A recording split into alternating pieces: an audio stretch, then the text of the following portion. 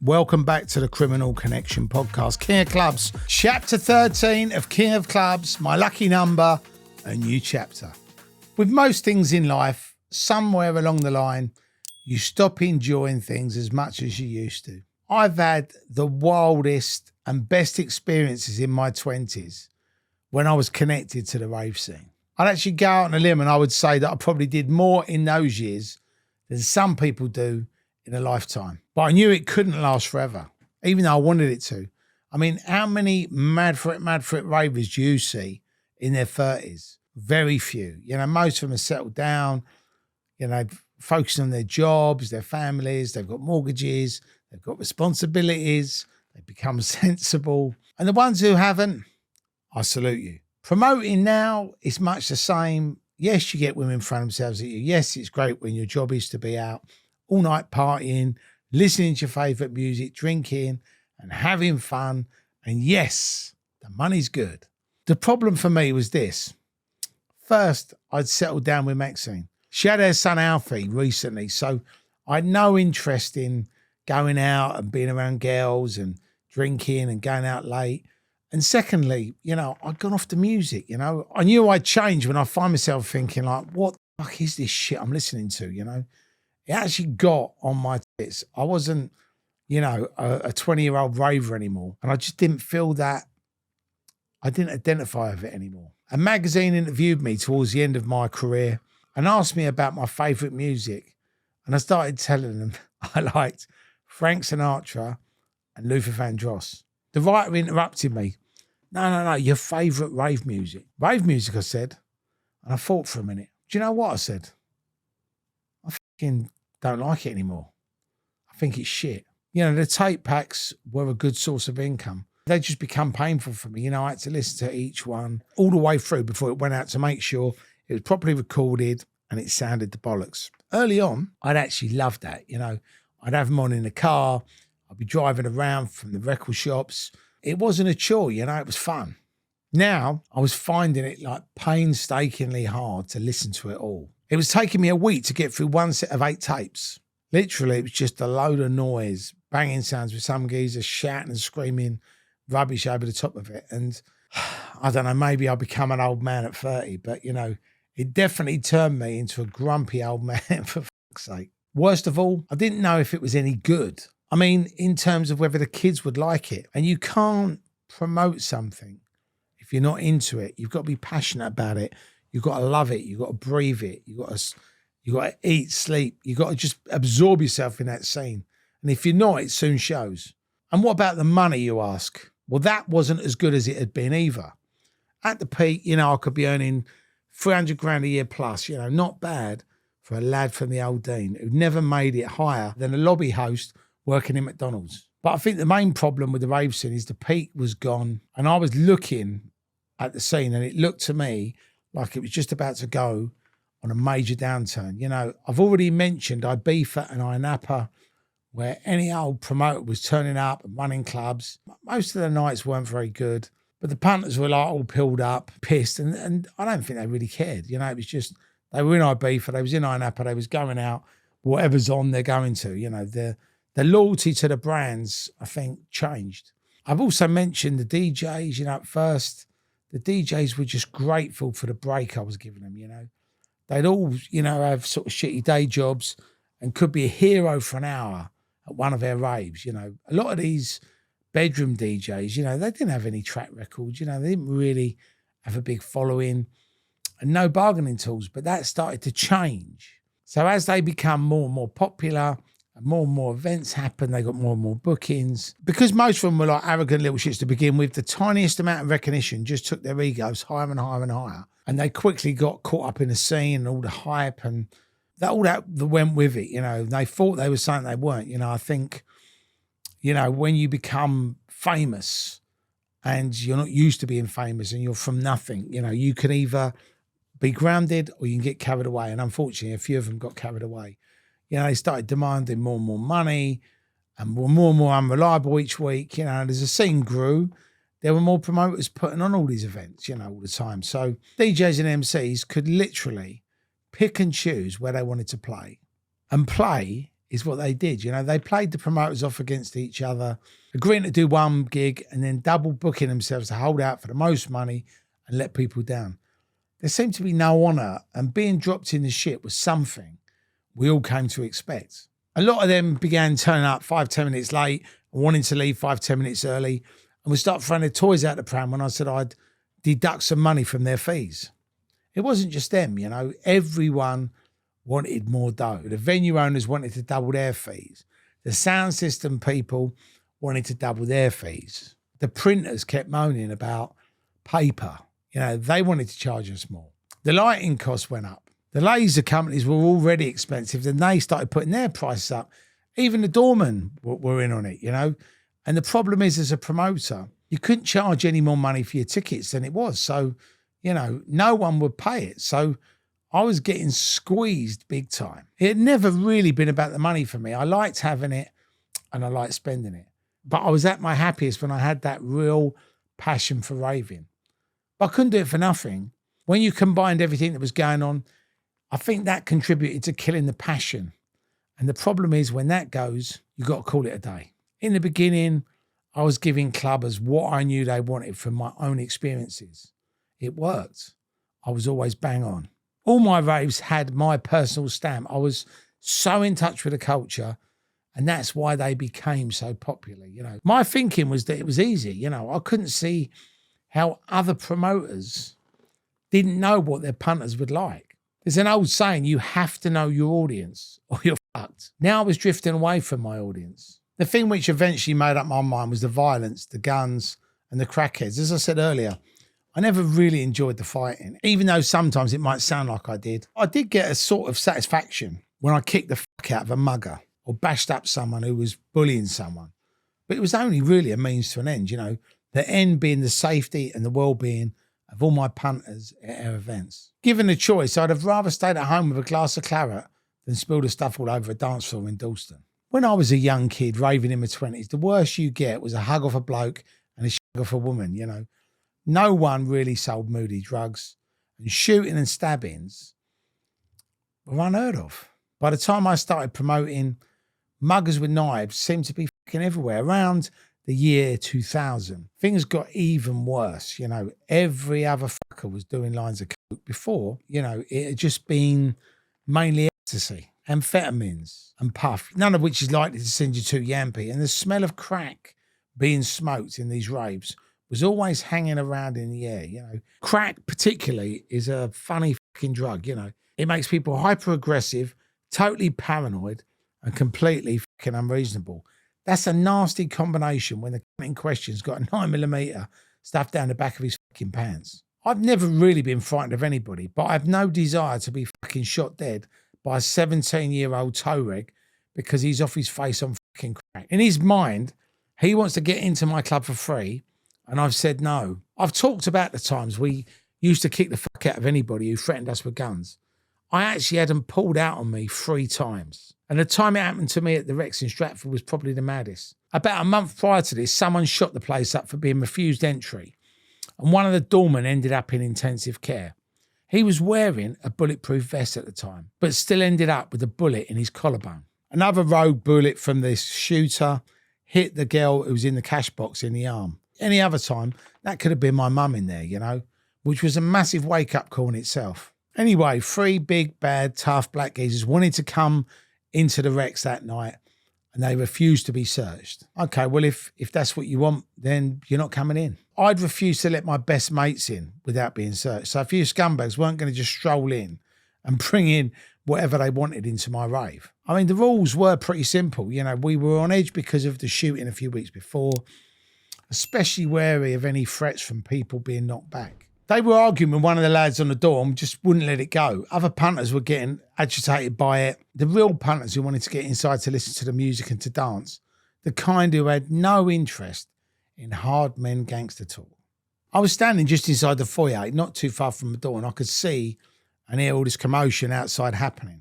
I think one of them was saying, "Do you know who he is, innit? We're going to be back, yeah, boy." It was getting me riled because they should have just been turned away without discussion, and also because of the bad atmosphere that it was creating outside. The longer the doorman was conversing with them, the more time they had to suss out who was where if they were going to start shooting. Also, people that wanted to come to the venue couldn't just walk around them to get in. So it was holding the line up and everybody could hear the threats that these guys were making. It wasn't just towards the doorman, but to everybody in the building. So I shouted over, just tell them to fuck off. And I followed it up by telling them myself, if they didn't move away from the door immediately, they're going to get fucking hurt. It shut them up and they wanted a staring contest in return. Fuck off, you kids. Helped them on their way. Shuffling off with their towels between their legs. One of the geezers turned to me and said, you don't know who he is. If I've never heard, you know who I am ever again, it'll be fucking too soon. My standard comeback was always going to be the same. I don't give a fuck who you are. I didn't need to know who these three geezers were to know they were just a bunch of kids, you know. I stood in front of them, looking each of them in the eye and told them to move it for the last time. Of course, that wasn't the end of it. Stood across the road with the safety of 30 yards of time up between us. They started shouting the odds. You're going to die, said one. Brilliant death threats when we stood next to a big off luminous yellow sign about a shooting from the previous week. It was very uncomfortable for the punters, and I could actually see some of them having second thoughts about being stuck in East London in the middle of a fucking shootout. One thing I found irritating was the inability of these fuckwits to talk properly. They were from Peckham or somewhere, born and bred in London. So what's with all the Ali G, Jamaica cross with Compton bollocks? You know, we were used to them talking like that. In the early days, we used an interpreter for the first few months until we learned the idiot speak. Anyway, we couldn't just leave that threat hanging in the air. So I grabbed a couple of my doormen and went over to confront them. Look, guys, I said, I'll say it again so you can understand. You can come in, but only after we've searched you. No one gets in otherwise. They replied with, you don't know what we do, blah, blah, blah, this, that, and the other. I cut him down. Look, I couldn't give a fuck who you are, you silly cunt. Losing my temper, wanted to fucking take his face off right there and right then. Come here and say that, one of them replied. Try fucking stopping me. I had an extendable kosh in my pocket and I was ready to knock this fucker's teeth out. I actually had my hand in my jacket, holding on to the fucking end of this kosh. And I was like, come on in, you cunt, I said. Let's fucking have it. He started backing into this alleyway with me following. In my mind, I just needed him to walk far enough down there and I fucking kicked the shit out of him in seconds. Of course, he had a different scenario in his mind. As we walked up this alley, he took his gun out and held it by his side. Now, it was quite dark, so I thought it was a knife, and all that did was just make me fucking angry, goading him, saying, what the fuck are you going to do with that? So I flipped my kosh out, ready to fuck him up. With both weapons on show, I knew I could take him if he fucking lunged at me with that knife. My mate Jimmy had realised what was going on. He's got a gun, Tell, he said. He's got a gun. It didn't actually sink in at first. Like when these things happen, it kind of goes, everything sort of goes in a bit of slow motion. Then I saw the glint of what little street light there was on the barrel and realised what Jimmy was saying was true. Fucking gun. I just walked down a fucking alleyway in East London with some scumbag who's carrying a fucking gun, ambushed. My tactics then switched and I started walking in reverse. I wasn't doing a Michael Jackson moonwalk. I was just walking backwards, right? Trying to bring him out the alley. What are you going to shoot me for then, I said? For not letting you in a club? Trying to make it sound like such a small thing, which it was. And that might just make him decide against using it. Come on, mate, I can see you got a fucking gun. You don't actually want to shoot me, do you? That's a bit fucking serious. Listen, mate, we can all just walk away from this. You go that way, I'll go this way. And all the time he was saying, don't make me use it, don't make me use it, which gave me some hope that he didn't really want to. A few seconds later, I'd slowly edge back onto the main street and he followed and his face was caught on a CCTV camera. He f***ed off, thank God, but was picked up later on. That was a fucking close shave, you know. If I'd have gone to hit the gun or Jimmy hadn't fucking spotted that gun, I might have fucking caught one straight between the eyes. It's actually frightening, genuinely. With the way the whole rave scene was going, there were two things I could see happening, you know. Someone would shoot me or someone would get killed for threatening to shoot me. Either way, it wasn't a great prognosis. My life was now in danger or I'd end up going to prison for a very long time.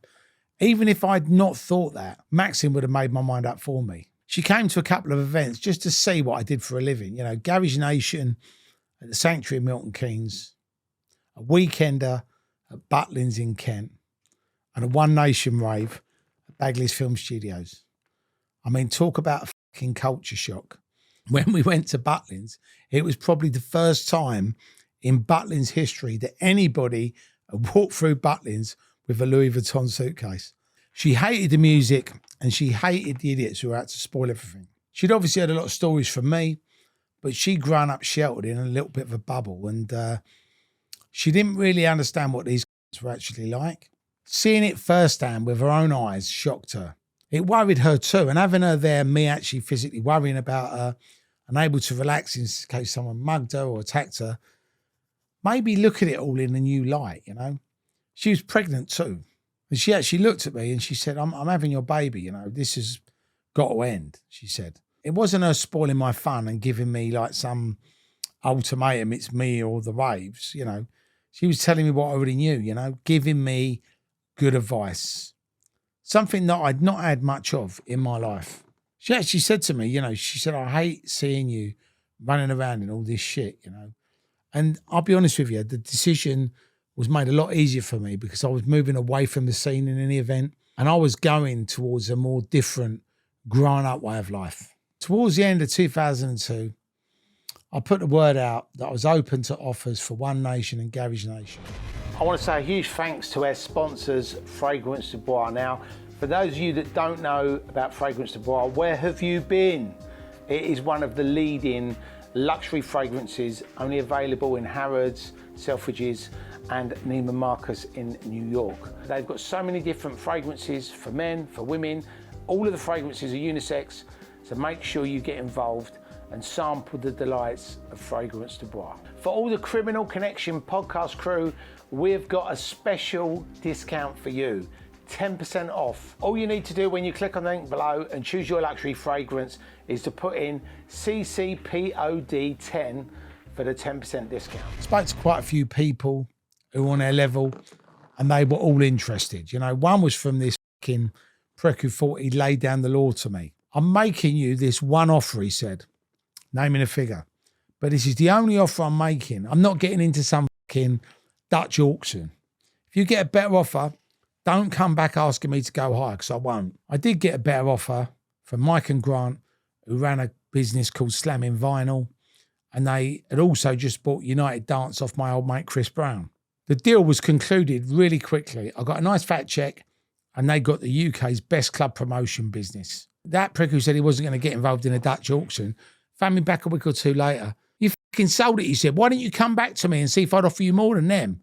I mean, what a fucking... I must arrange a game of high-stakes poker with him one of these days. My last One Nation event was in February 2003. And funny enough, it was the one where MC Navigator and his two mates navigated themselves the fuck out of the Brixton Academy after the row about his fees. I was so glad to be leaving these pricks fucking behind. But to be honest, it was an emotional night. You know, a really good sold-out party with 5,000 people there. And I got a camera crew to record that night for posterity. I was giving up something I loved. You know, I was walking out on a 15-year relationship with dance music, with raves, with the scene, which was not an easy thing to do. You know, it was a massive risk to leave that all behind to pursue something else. And I didn't even know what I was going to do, but, you know, it was a decision I made and I stood by it. I was called up on stage to, you know, say my goodbyes. I stood there looking out over thousands of ravers, and I wondered if I'd done the right thing at that moment. Was I brave? Was I a fool? I'd never know unless I made that move. I did get an amazing send-off. You know, the South London lads wanted to do a gun salute at the end into the ceiling, but we told them, look, you know, you just can't do that. You know what I mean? It's not a good look. I don't know how they got them guns in anyway. At the end, I remember getting in the car and I was driving home at 6 o'clock in the morning, maybe 10 past 6, and the sun was coming up. The day was just beginning. I was on my way back home, actually looking forward to going to bed. And I actually smiled to myself and I thought, I don't have to go to another rave ever again. I don't have to worry about muggers. I don't have to worry about fucking gunmen coming to my parties again. I don't have to listen to this fucking music anymore at 150 decibels. I don't have to listen to people telling me, you know, they're the next big thing, shouting some rubbish in my ear. Or I have to smile politely as I take demo tapes of crap from useless DJs or Mickey Mouse MCs or deal with all the egos and all the attitudes. I also don't have to wear a bulletproof vest to work anymore. I don't have to worry about aggravation from the taxman and the VAT people. I'd got out just in time before the frustration and the dislike of a scene that I once loved turned to hatred. It was like the world was being lifted from my shoulders. For the first time in a decade, I could actually relax. You know, we went out for dinner that night and it felt like I was reclaiming my life. Of course, me being me, there's loads I miss about the scene too, you know. Terry Turbo was one nation. You know, I put my heart and my soul into each event. And I lost something special when I sold it all on. Mainly, I'd say I miss the satisfaction you get when you're there at midnight. Everyone's in. The party's in full swing. There's no trouble. And everyone's having a great time. You stand up on that stage, you look out the crowd and you think, "F me, I've created this." I miss a lot of the people as well, you know. There was so many great friends, you know, clubbers. I miss so many of them. They were all great. And even to the present day, I'll get reunited with people who said I used to come to your raves in the 90s. And anybody who's watching or listening to this episode and this series of content, I want to thank you for everything. You know, thank you for coming. Thank you for supporting. Thank you for enjoying. I miss a few of the DJs and the MCs. I miss a few of the venue owners. And of course, I still miss the team. You know, we're all still in touch. They're all doing different things now, running their own business, doing doors, chilling, retired. Some of them are dead, but none of them have worked anywhere like it since. And I'm glad I was able to create that kind of unity. The scrapes we've been in gave us a unique bond. You know, we'd have done anything for each other. A lot of people say, "Oh, you know, I take a bullet for you and all this shit." I know 100% they'd have taken a bullet for me and I'd have done the same for them. You know, we had such a tight bond. I miss the crack we had together. You know, I miss the money, but I made loads more outside clubs than in them. Most of the serious dough I made was in property. From that first little council flat, I ended up with 13 houses at one point, surfing the boom all the way up. Me and all the boys have been talking lately, and we need to get together and go out clubbing together again. We've all got that itch. I know where and I know when. And we're actually going to do a United Nation, not a One Nation, a United Nation event on Sunday, the 4th of May at the Ministry of Sound. Come and join us. We'll all be there. We'll be the gang of silly geezers having a laugh and making absolute tits of ourselves. Possibly with earplugs in. Running One Nation and Garage Nation over that period of time taught me a lot of things. Most of these will sound like cliches, but they're all true. First, a winner never quits and a quitter never wins. Second, we learn from our mistakes. God knows, I fucking made enough of them in and out of the clubs. You know, I got greedy sometimes. I listened to my wallet and not my fucking head. Third, there's no such thing as a get-rich-quick scheme. If you want something in life, you have to graft for it. I lost a lot of money in the stock market making that mistake and invested in harebrained fucking schemes and ideas. But the one thing that I did do, I used to put £6,000 a year away in a PEP, which I think now they're called ISAs, right? But back then they were called PEPs. And I bet I was the only rave promoter on the planet who actually did this. And literally after 4 years, the guy come to me and said, "Oh, you know that 24,000 you've invested in PEPs is worth 36,000 now. Well, that's a nice little earner. Tax-free too." And that got me interested, you know. A mate of mine suggested an investment in Europe. I put 20 grand in, and 6 months later, it was like worth 40. And I thought, "Fuck me, this is easy." So I piled in. I was sticking money into fucking tech stocks, the Pacific Rim, high risk this, high risk that, low risk this, low risk that. I mean, I banged another fucking 80 grand in and literally just forgot about it. That's great. That's safe. You know, we're going to double our money. We're going to treble our money. It's all going great. It'll double in the next year. Game on. I actually thought I'd made it. Then when we come to the Millennium Night disaster and I needed to pull some money in to fucking keep myself afloat and help fund my recovery, and fuck me, it had all dropped. The 10Ks and 20Ks have vanished.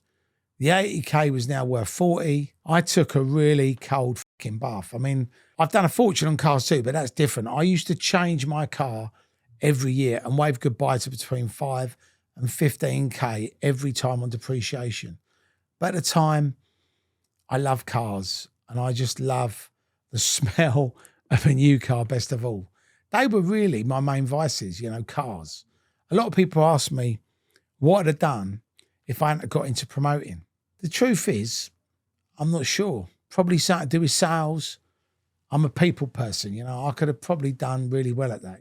The older you get, the more you realise what the real priorities are in life. I still like living in a nice house and driving a nice car. And I love clothes, I love nice clothes. I love shoes. I love trainers. But the fact is, I reckon I'd have been just as happy settled down with Max in my 20s with a couple of kids in a semi-detached house and a company Mondeo. A real family and love is what makes you happy. Stability and people around you that you love. You can't buy that in any shop in the world. Of course, a lot of my mates from the council estate that I was at school with drifted into crime. I know enough naughty people to have been able to find myself a job of some description in that line of work if I wanted to. But it just wasn't for me. There's an old saying, don't do the crime if you can't do the time. And to be honest, that was a motto that I always understood. When I was promoting, people always used to say to me, you must be knocking out the gear, Terry, all those ravers, and you're not hooking them up. You're not supplying them their ease. Come on, mate. Yeah, and go to prison for 15 years. What do you feel? I am a fucking moron. I've seen and known too many criminals, and I know it's a mug's game. So much for what I would have done.